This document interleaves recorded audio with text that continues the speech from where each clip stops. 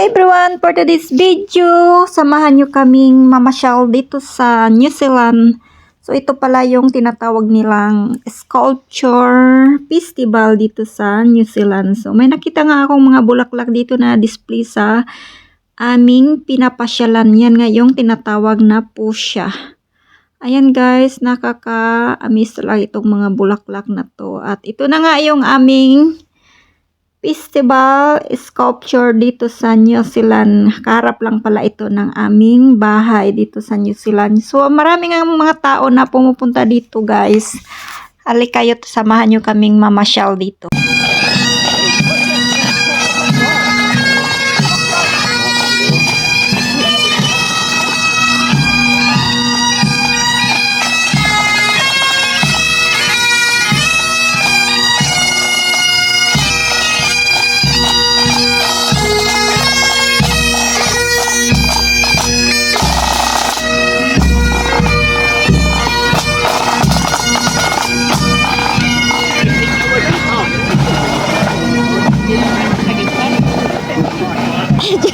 Come on.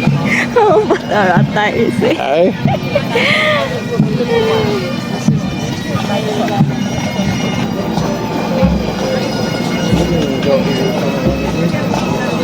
What is that? It's got the rain.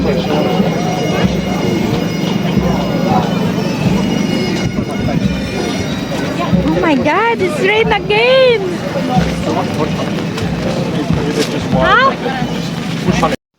Umulan nga guys, kaya nga nagpasilong muna kami dito sa mga tent at nanonood kami dito sa kanilang mga sculpture. So ulan at init nga dito yung inabot namin sa pamamasyal dito sa New Zealand guys. So ito nga yung kanilang mga sculpture na gawang metal. So napakahirap pala yan gawin kasi nga metal yung kanilang ginagawa dyan. So ayan nga guys, napakamahal pala ito. Binibinta din nila itong mga kanilang sariling mga ginagawa dito na sculpture. So nakakahalaga pala yan, depende sa kung gaano kaganda yung mga sculpture nila. So may nakita nga ako dito na nagkakahalagang $450 New Zealand money. Tapos pag sa Pilipinas pala ay nagkakalahaga na yun ng 16,000 pesos yung isang ulo lang ng kabayo. So ganyan kamahal yung mga sculpture na gawa nila dito guys. So maraming iba't ibang klase pala yung mga sculpture dito na ginagawa nila. So ito pala yung mga display dito, mga nanininda, may nagtitinda din dito ng mga pagkain. Tapos karamihan kasi dito yung pagandahan sila ng ginagawa nilang mga sculpture. So pagpasok pala namin doon sa entrance kanina, so may binigay sila na maliit na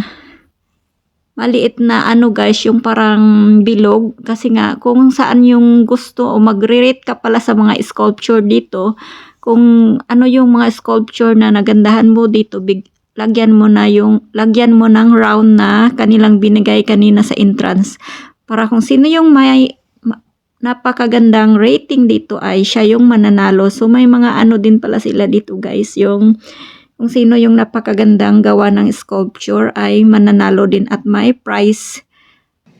May ma-claim din silang pira pag sila yung nanalo. So ito nga guys, ulan init nga yung inabot namin dito sa pamamasyal dito sa New Zealand sa kanilang sculpture festival. So ayan nga guys, ang dami nilang mga gawa dito, gawa sa mga metal, yung iba naman is gawa sa mga wood.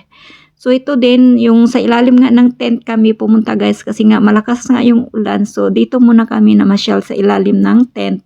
So pagkatapos naman ng ulan, kasi nga mabilis lang naman yung ulan dito, nasa 5 minutes lang. So pumunta na naman kami sa labas at namasyal nga kami at may nakita nga kaming mga paninda dyan na mga ice cream, tapos mga pagkain, yung mga burgers. So ayan nga guys.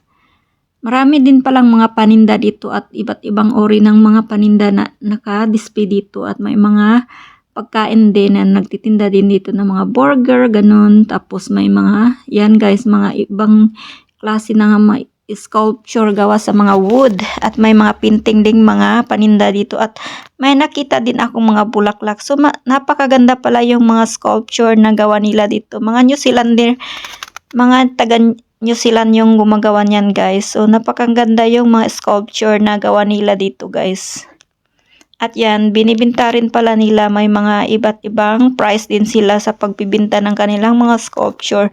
So mabilis lang din kaming namasyal dito guys kasi nga init nga yung inabot namin, kaya pagkatapos niya kami naglibot dyan sa mga paninda nila. Tiningnan lang namin kung ano yung mga paninda nila dyan, tapos umuwi rin kami kaagad kasi nga ulan sa kainit. So nag-display pala sila dyan kaninang umaga, mga siguro 9 o'clock ng hapon hanggang 3 o'clock ng hapon. 9 o'clock na, 9 o'clock ng umaga hanggang 3 p.m. ng hapon. So ayan nga guys, marami ka talagang makikita na nagtitinda din ng kanilang mga sculpture or mga pagkain, ganun, mga painting. Ayan nga guys, yung mga paninda nila at mga pot din. May mga flowers din silang paninda dyan. So ayan nga yung mga sculpture na gawa nila guys.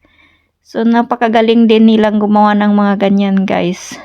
Gawa din naman pala yan sa mga metal, at may nagtitinda rin ng mga paso dito. Yan guys, oh, yung pot na napakaganda. At ito naman yung mga car nila dito, yung mga lumang car. Yan guys, mga lumang car na dinidisplay nila dyan. Ayan. So hanggang dito na lang guys. I hope you like my video. Thank you for watching. Hanggang sa susunod. Bye bye.